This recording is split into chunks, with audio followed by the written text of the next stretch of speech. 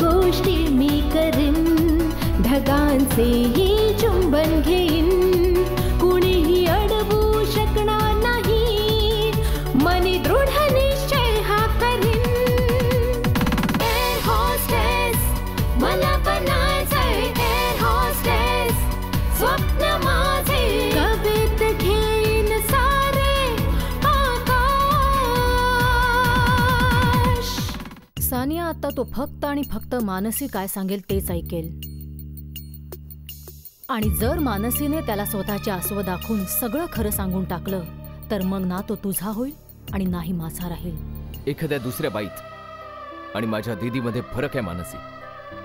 दुसऱ्या एखाद्याने जर तुझं घर खरेदी केलं असतं तर कदाचित मी त्याकडे दुर्लक्ष केलं असतं. मी असं ऐकलंय की तुम्ही बुद्धिबळात चॅम्पियन आहात आणि अशा चुका तर चॅम्पियनच करू शकतात. मिस खंबाटा, मी तुम्ही दाखवलेल्या विश्वासाची शपथ घेऊन सांगते, मी जो काही निर्णय घेतलाय तो तुमच्याच नव्हे आपल्या गमावलेल्या स्वाभिमानाला परत मिळवण्यासाठीच करते. एखाद्या दुसऱ्याने केलं असतं तर मला एवढं दुःख झालं नसतं.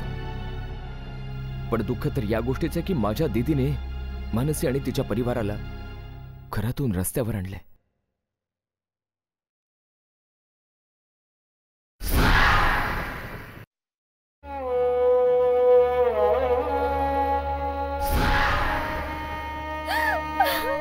तू आधी स्वतःला सांभाळ Sania, please.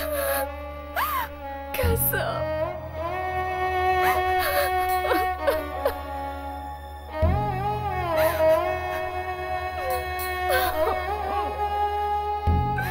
Aryan, papa please,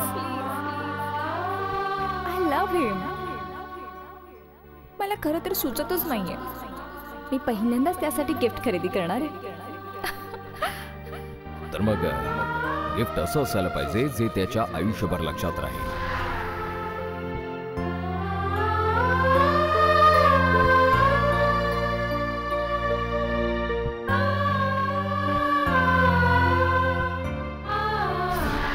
असं गिफ्ट देऊ त्याला की आयुष्यभरासाठी तुझा गुलाम होऊन जाईल.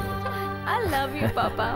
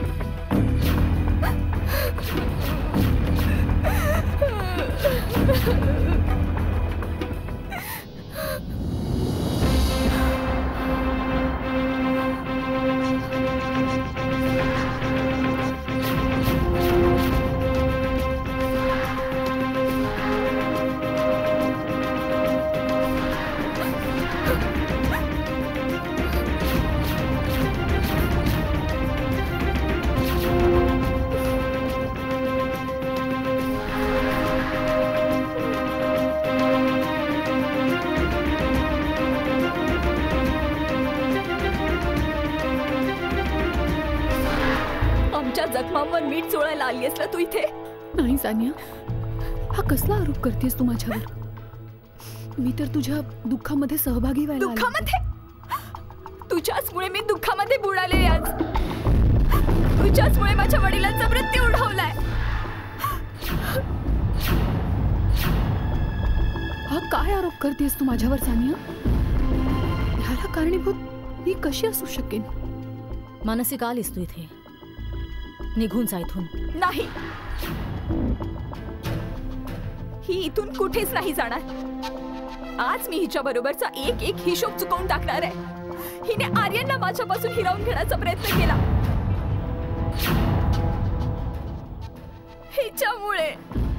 हिच्यामुळेच माझे पप्पा मला कायमचे सोडून दूर निघून गेले. मी सोडणार नाही हिला आज. मिस खंबाटा, मी नाही सोडणार हिला आज. सानिया, शुद्धीवर ये तू. कशी शुद्धीवर येऊ मी?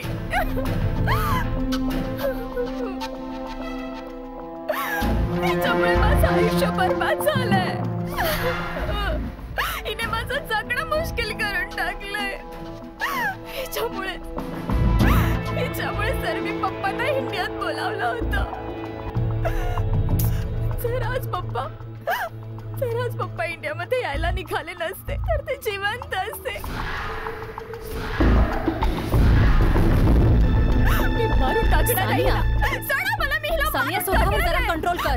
सोडा मला, सोडा मला. गप्प रहा सानिया. अजून तमाशा बघायचा आहे तुला? काय सिद्ध करायचंय तुला? हा, निघून जा इथून. Get out.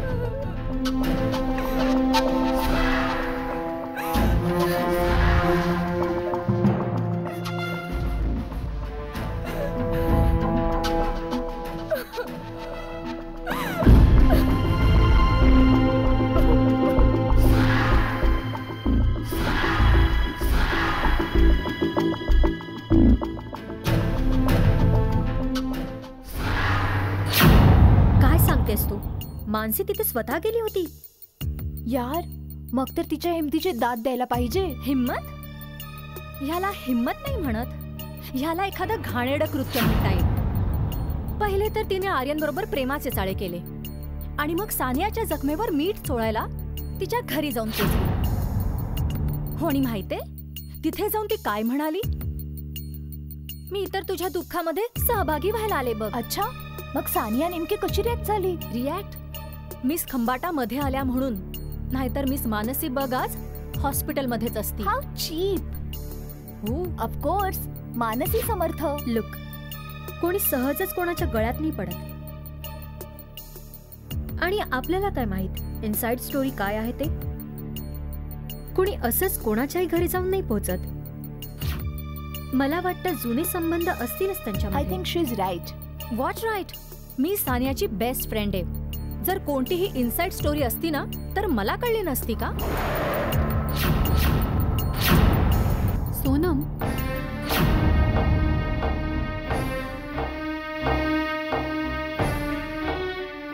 काही गोष्टी अशाही असतात ज्यांना आपल्या सावली बरोबर सुद्धा शेअर नाही करता येत कधी. बेस्ट फ्रेंड तर त्याहीपेक्षा दूरच असतो, नाही का? तर मग तूच सांग ना आम्हाला ह्या शेमलेस लव्ह स्टोरीच्या मागची स्टोरी. मी सांगितलं ना सोनम, आपल्याला काही गोष्टी कधीच उघडपणे सांगता येत नाहीत, फक्त त्या समजून घ्यायच्या असतात. आणि मला नाही माहित ग की त्या समजून घेण्यासाठी ज्या सेन्सिटिव्ह मनाची आवश्यकता असते ना सोनम, ते तुझ्याकडे आहे की नाही. जर एखाद्याच्या फियॉन्से बरोबर अफेअर करणाऱ्या मुलीचं मन सेन्सिटिव्ह असेल तर आय एम व्हेरी हॅपी की माझं मन सेन्सिटिव्ह नाहीये. Let's go Deepika.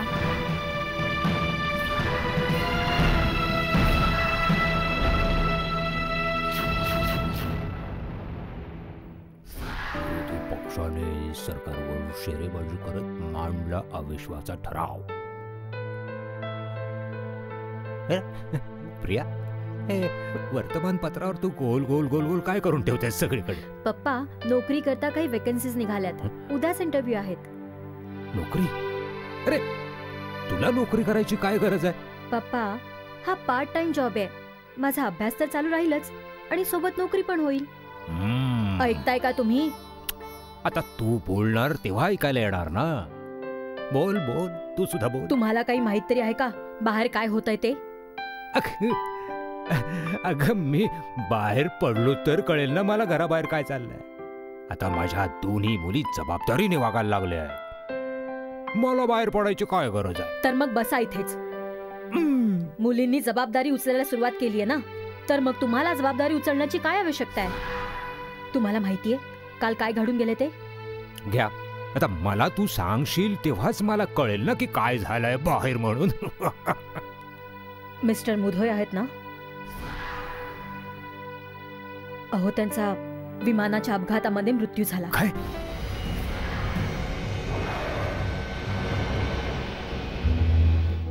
असं कसं झालं?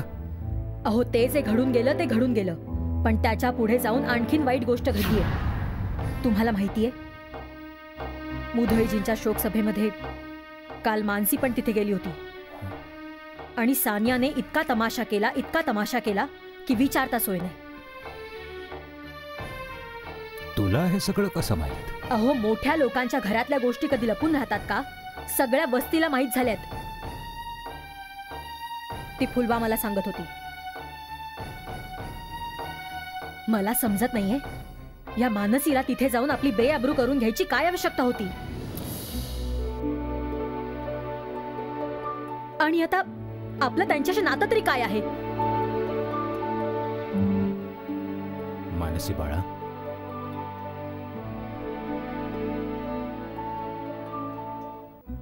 प्रत्येक नात्याहून मोठं आपलं एक नातं असतंच ना मम्मी. ज्या नात्याला काही नाव नसतं, न कसलं बंधन असतं. आणि हे तुम्ही मला दिलेल्या संस्कारातून आणि शिकवणीतूनच शिकलेले की जखम मग मित्राला होवो किंवा मग शत्रूला होवो, त्यावर औषध लावायलाच पाहिजे, पण मीठ नाही.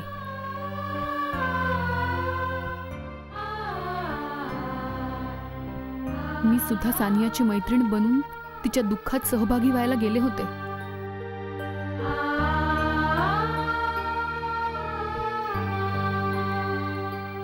ही गोष्ट वेगळी आहे की त्यावेळी पण ती मला तिची शत्रूच समजत होती.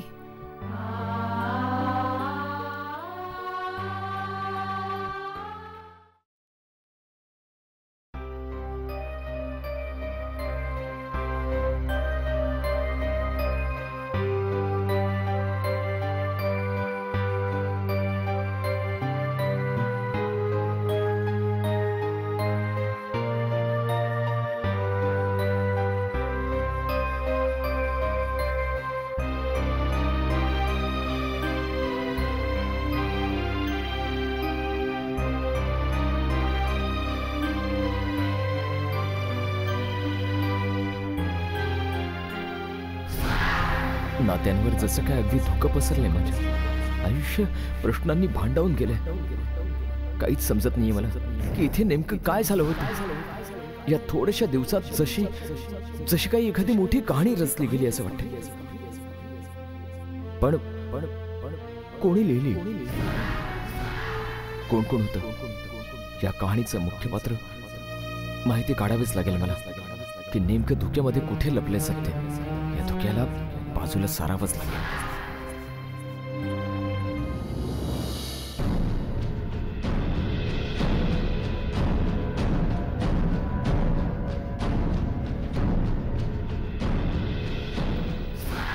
कसला विचार करतोयस तू आर्यन? कसलंच नाही. खरंय, विचार करायला आता उरलंच काय? पूर्ण घर जणू उदासीनतेची घोंगडी पांघरून झोपलंय. पण जी अवस्था सानियाची आहे ती मला बघवत नाही आर्यन. माझी सहानुभूती तिच्याबरोबर आहे. आर्यन, परक्यांप्रमाणे सहानुभूती दाखवण्यामध्ये आणि एखादीचा समदुःखी बनून तिच्या दुःखात सहभागी होण्यामध्ये फरक असतो ना. तुला माहिती आहे सानिया किती एकटी आहे. तिला एका मित्राची, एका जोडीदाराची आवश्यकता आहे. सानिया एकटी कुठे दीदी? तू आहेस ना तिच्यासोबत. आणि हो, मी सुद्धा आहेच ना इथे. हां, मी आहे, तू सुद्धा आहेस आणि सान्या सुद्धा राहते या घरामध्ये. पण कोणत्या नात्याने आर्यन? आर्यन एका नात्याच्या धाग्यामध्ये जर एखादा मोती ओवून ठेवला गेला तर त्याच्या हरवण्याची भीती नाही राहत. मला वाटतंय की जो विचार घेऊन मिस्टर मुधोळे इथे यायचे त्यांची ती इच्छा आपण पूर्ण केली पाहिजे. म्हणून मी गुरुजींना बोलावलंय. तुम्हा दोघांच्या लग्नाची तारीख पक्की करायला ह्याच महिन्यातली. याच महिन्यातली? येस, ह्याच महिन्यातली आर्यन. पण दीदी, एवढी घाई कशासाठी करतेस? मी आता अजून लग्नासाठी तयार नाहीये. तयारी मला करायची आर्यन, तुला नाही. तू तर फक्त नवरदेव बनून मंडपात बसायचंय. दीदी, मिस्टर मुधोळच्या मृत्यूचा धक्का मला सुद्धा बसलाय. सानियाच्या दुःखाला आणि तिच्या एकटेपणाला मी सुद्धा समजू शकतो. पण दीदी, याचा अर्थ असा तर नाही ना की मी भावनेच्या आहारी जाऊन लग्नाला होकार दिला पाहिजे. You are right Aryan. लग्न हे भावनेचं नाव नाहीये, कारण लग्न एक रियालिटी आहे. आणि ही सुद्धा एक रियालिटी आहे की तुम्हा दोघांची एंगेजमेंट पण झाली आहे. म्हणजे कधी ना कधीतरी लग्न होणारच ना आर्यन. तर मग ह्याच महिन्यात का नाही? कारण असे खूप सारे प्रश्न आहेत ज्यांची उत्तरं अद्याप मला मिळाली नाहीयेत. आणि जोपर्यंत मला त्या प्रश्नांची उत्तरं मिळत नाहीत ना, दीदी, सानियाच काय, पण मी कुणाशीही लग्न करायला तयार नाही होणार. आर्यन, तू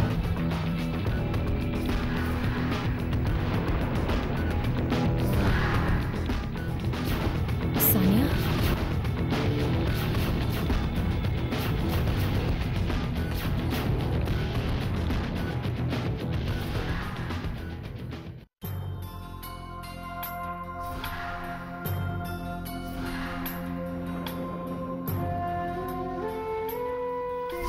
तुझ्यामुळेच दुःखात आहे मी आज. तुझ्यामुळेच माझ्या वडिलांचा मृत्यू झालाय. हिने आर्यनला माझ्यापासून हिरावून घेण्याचा प्रयत्न केला. हिने माझं जगणं मुश्किल करून टाकलंय.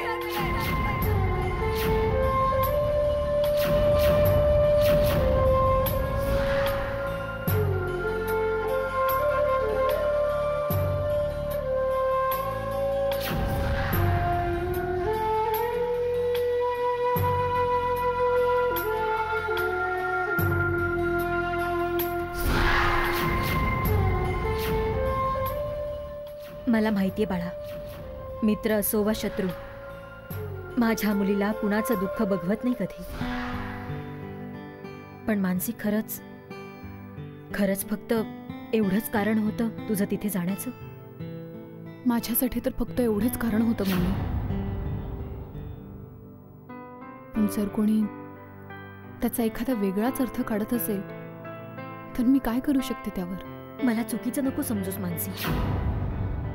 मला माहितीये माझी मुलगी कधी चुकीचं वागू शकत नाही. पण बाळा, हे गरजेचं तर नाहीये ना की सगळे असाच विचार करतील. मम्मी, मी लोकांची पर्वा करणं सोडून दिलंय कधीच.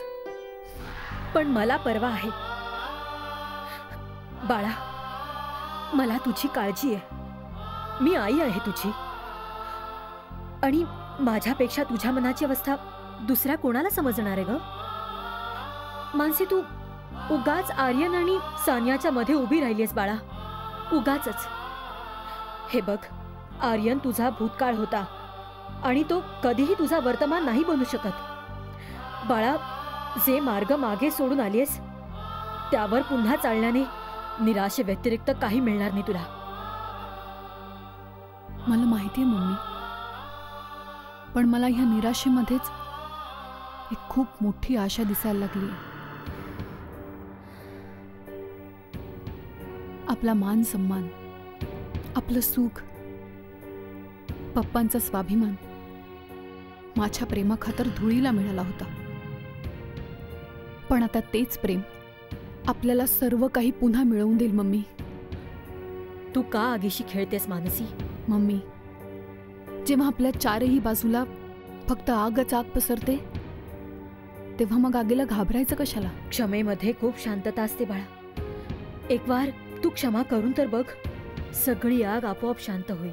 मम्मी, लहानपणी एक कविता ऐकली होती. क्षमा शोभते त्या सापाला, विष असे ज्याच्या पाशी, का शोभे त्या विषरहित सापाला, विनीत होती ज्याची खाशी. म्हणजे याचा अर्थ असा आहे मम्मी, एखाद्या सापामध्ये विषच नसेल मग त्याने दंश केला काय किंवा नाही केला काय, त्याने काय फरक पडतो कुणाला? त्यामुळे आधी मला दाखवावं लागेल की माझ्यात किती विष भरलेलं आहे. क्षमा तर मी नंतर करीनच त्या लोकांना.